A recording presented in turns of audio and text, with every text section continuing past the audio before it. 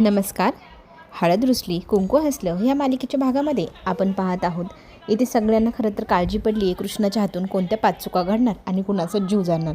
तर ह्या गोष्टीसाठी आणखी एका ज्योतिषाकडनं आपण सल्ला घ्यावा हाच हेतू मनात ठेवून आपल्या बाळजाबाईंनी त्यांच्या विश्वासातल्या ज्योतिषी बुवा जे गावाचेच आहे त्यांना बोलवलेलं आहे आणि त्यांना मग ती सगळी घडलेली हकीकत त्या सांगू लागतात.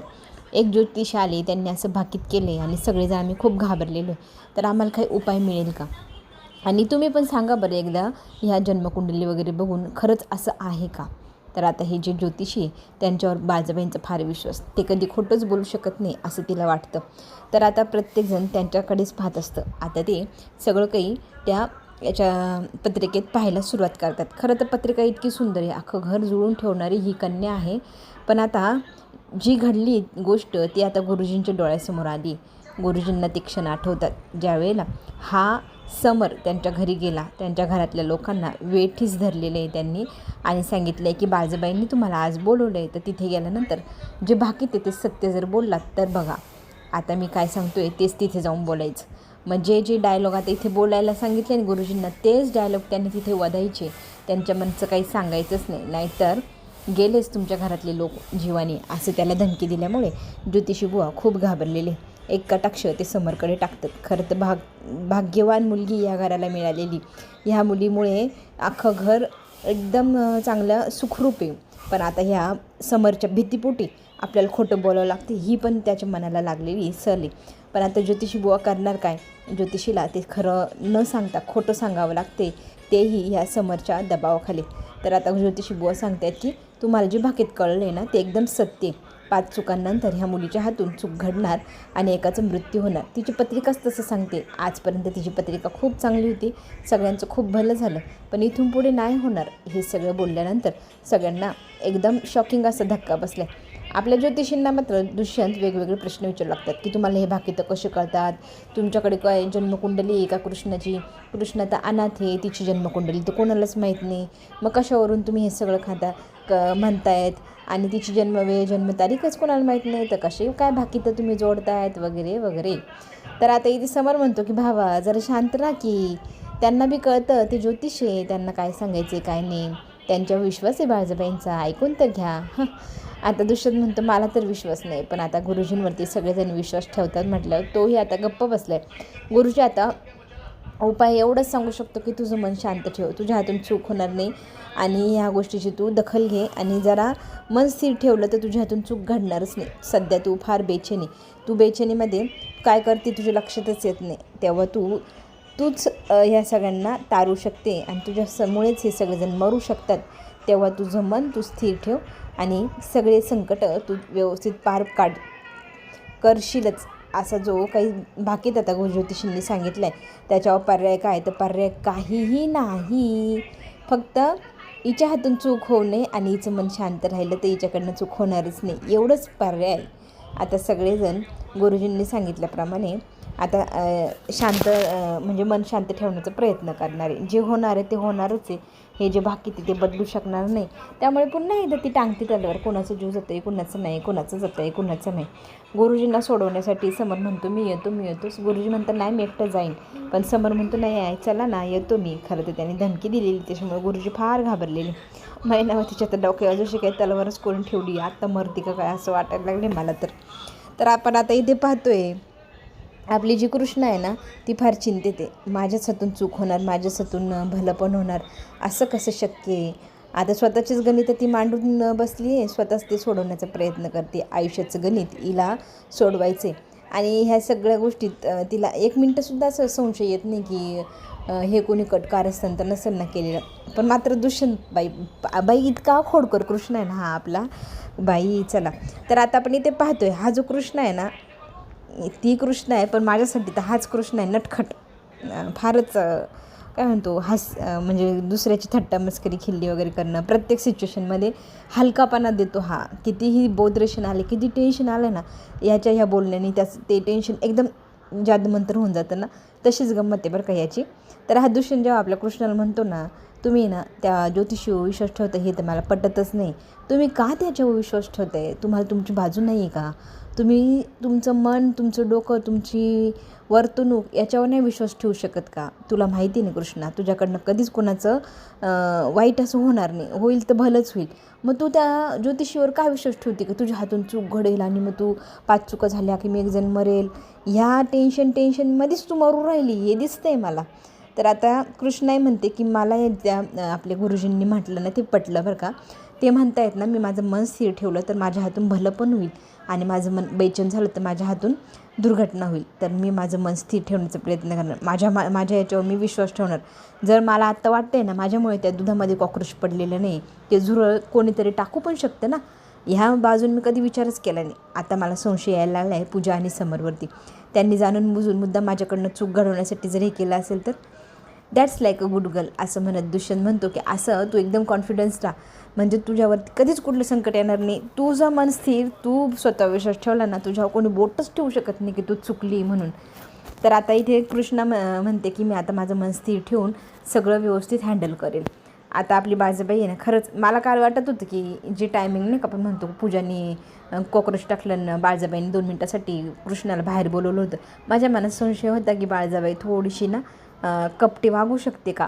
पण आज पुन्हा एकदा ना घरात कोणीही नसताना बाळजाबाई देवासमोर हात जोडून गणपती बाप्पाला म्हणते, कुलदेवतेला म्हणते की बाई माझ्या कृष्णावर आलेलं संकट सगळं घालव, तुझ्या हातून जी टांगती तलवार लागली ना सगळ्यांची डोक्यावरची ती एकदाची निष्ठू दे, तिला सुखरूप ठेव ह्या सगळ्या संकटामध्ये, तिच्यावर कुठलेही संकट येऊ देऊ नको असं देवाकडे एकदम मनापासून प्रार्थना करते. आणि आढळराव ते नोटीस करतात की खरंच ही कुणी असताना किंवा नसताना पण ढोंग नाही करते, एकदम मनापासून पूजा अर्चा करते. ह्या गोष्टीचं त्यांना फार कौतुक वाटतं आणि तीच खरंच सुधारली ही त्यांना जाणीव होते. आपण ही तिकडी पाहतोय ना, एकाधुरी तिर्रा, तर हे तीन जण आहे ना खरंच माकडे आहे बरं का ह्या सिरियलमधले. पण त्यांना आहे ना एकदम 6th सेन्स आहे बरं का.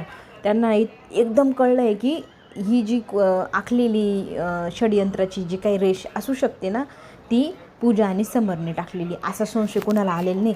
पण ह्या तिघांचं डोकं भारी चालतं. या तो जयवंत आहे ना, आपण त्याला बेवडा बिंडोक म्हणतो, तो लय हुशार निघाला. तो काय म्हणतो माहिती आहे का, हे जे प्रकरण घडतं आहे याच्यामध्ये पूजा आणि हा जो समर आहे याचा जर हात असला तर मला दाट शक्यता आहे. आणि बघ ना, पूजा एवढं सिस्टमॅटिकली करते ना, तर इथे दलपत पण म्हणतो की कॉक्रोच दुधामध्ये सकाळी पडलं ना, ते पाडलं असू शकतं ना मुद्दाम चुका दाखवण्यासाठी. आणि हे जे षडयंत्र आहे ते मला पण वाटतं की ते दोघंजणं रचू शकतात. तर आता इथे मात्र मायनावती म्हणते नाही नाही, आपण जर मेलो तर जर खरं असलं तर. हिच्या डोक्यावर ना तलवार अडकवली त्या पूजाने, जिच्या अटकवायची तिच्याने अटकली, हिच्याच अटकली. तर आता ही जी घाबरगुंडी आहे ना, हिला सतत भीती आहे की खरं झालं तर तिचं डोकंच काम करीन असं झाले. पण मात्र आता हे दलपत आणि जयवंत तिला म्हणतात की बघ आता तू पूजावर बारीक लक्ष ठेव, पूजाच्या हालचालींकडे लक्ष ठेव, तुला नक्कीच काहीतरी याच्यातनं सुराग मिळेल. आणि आपल्याला जरी एकदा जरी कळलं ना पूजा आणि समर हे दोघंजणं मिळून करताय, मग आपल्याला पुढची चाल. मात्र आता इथे ही जी मायनावती नाही, ही म्हणते की बघा आपल्याला एकच बाजू ठेवायची, ती म्हणजे कृष्णाची. आपण कृष्णाला साथ द्यायची, त्या पूजाला साथ द्यायची नाही. तिच्या हातात जर हे घर गेलं तर आपल्याला ती पहिल्या गाडीने घरातनं बाहेर हाकलवून जावी. आणि बारीक लक्ष ठेवते मी त्या पूजावरती. आणि जयवंत म्हणतो की मी त्या समरवरती बाहेर तो काय काय करतो त्याच्यावर बारीक लक्ष ठेवतो. आपण दोघं तिघंजणं मिळून त्यांच्यावर बारीक लक्ष ठेवलं तर आपल्याला नक्कीच या षडयंत्राच्या मागे कोण आहे ते कळेलच. आणि सत्य असेल तर पुढे ते काय करायचं ते आपण पाहूया. बस आता हा जो मिसेसवाला पॅटर्न आहे ना, हा भारी आहे बरं का. समर म्हणतो की मिसेस तुम्ही एवढ्या का खुश आहे. तर मिसेस मात्र नाचतच येते, बाई तू ज्योतिषी एवढा, तू ह्या घराण्याचा इतका मोठा आणि तो सगळ्यांचा विश्वासातला, त्यालासुद्धा तुझं नमवलं यार, तू जसं म्हटलं तसंच त्याने बोललेलं आहे घरात येऊन. खरंच भारी आयडिया यार तुझी, तुला सगळं जमलं आहे ना कटकार असताना. तर तो म्हणतो अगं बाई तुझ्यासारख्या बाईसोबत राहायचं आहे तर मला बी तुझ्यासारखं कपटीन कारस्थानी व्हावंच लागेल. म्हणजे कशी आपली जोडी एकदम सिस्टमॅटिकली दिसेल, शोभून दिसेल, हो की नाही. कपटीला कपटी, कारस्थानाला कारस्थानं, मग शोभली पाहिजे ना आपली जोडी. तर आपण इथे पाहतो की तितक्यातच कृष्णाचा आवाज येतो. पूजा, तर कृष्णा घाबरते, पूजा घाबरते आणि म्हणते काय गं तू इथे कशाला आली.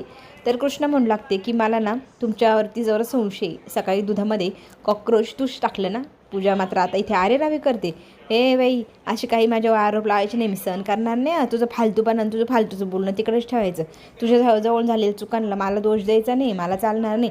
तर आता समर पण म्हणतो की वहिनी कृष्णा की तू माझ्या बायकोवर का बरं आरोप लावते, माझ्या बायकोन काही करेल नाही, तू तुझं नशीब तिकडं, उलटं तुझ्यामुळे आम्ही मरणार आहे, आम्हाला भीती ह्या गोष्टीची आहे ना भीती.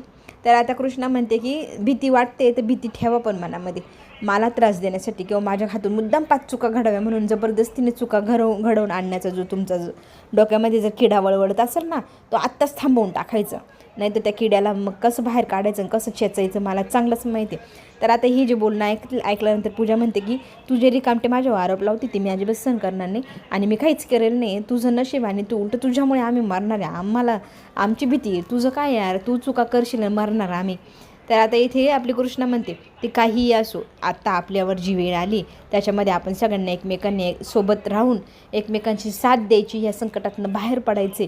जर माझ्या चुका घडावा म्हणून तुम्ही प्रयत्न केले, माझ्याकडनं चुका घडल्या, तर सगळ्यात पहिले मी तर देवाला सांगते तुमच्या दोघांमधल्याच एकाचा जीव जावा.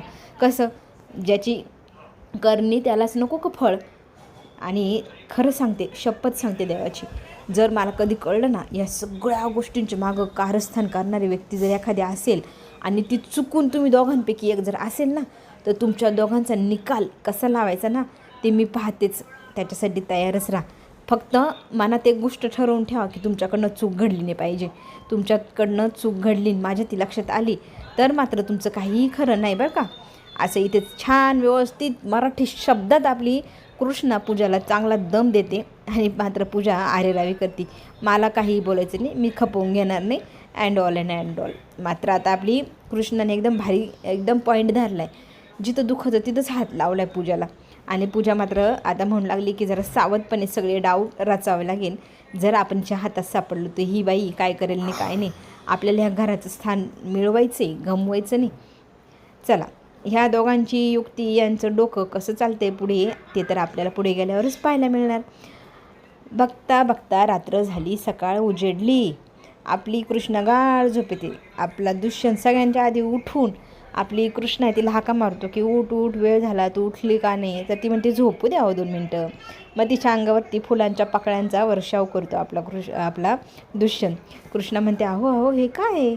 तर तो तिला म्हणू लागतो तुझ्या काय लक्षात राहत नाही, तू तर गावाची सरपंच, नवऱ्याकडे पण लक्ष देत जा. आज आपल्या लग्नाला बघता बघता 1 वर्ष पूर्ण झाली. आता इथे प्रपोज करायचं राहिलं होतं ना आपल्या दुष्यंतचं, तर ना मस्त प्रपोज करते बरं का तिला, मस्त फूल वगैरे देऊन छान प्रकारे तिला ग्रीट करतो. एवढ्या छान शुभेच्छा त्याने दिल्या आहे. आणि आता त्याची इच्छा आहे की आपण दोघंजणंच आज दिवसभर मस्त एन्जॉय करूया, मस्त बाहेर जाऊ. सरपंचबाईंची योजना आधीच ठरलेल्या. सरपंचबाईंच्या मागे कामं किती. सरपंचबाई त्यांना म्हणू लागतात की मला खरंच या दिवसाची आठवण नव्हती आणि तुम्ही असं काही म्हणाले हे पण माहीत नव्हतं, त्याच्यामुळे मी ना 1-2 मीटिंग ठेवल्या आहेत, तर मला तिकडे जावं लागेल ना सरपंचच्या नात्याने. बरं ठीक आहे. दुष्यंत म्हणतो तर खरी बाई तुला गावाचं काम, गावाकडेच लक्ष दे, नवऱ्याचं काय आहे भाऊ तो घरामध्ये पडलेला, काय हरकत नाही, राहील मी माझं एकटा, करेल माझे वाढदिवस लग्नाचा साजरा, असे काही डायलॉग बोलतो.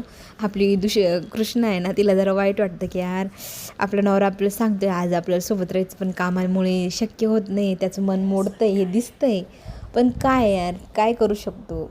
ठीक आहे. तर आता ही जी दोघांमधली झालेली कुचंबना, एकाचं मन तुटलं, दुसऱ्याला मन तोडल्याचं दुःख, यातनं आता सुवर्णामध्ये आपली कृष्णा काय काढणार तेही आपल्याला पाहायला पुढेच मिळणार.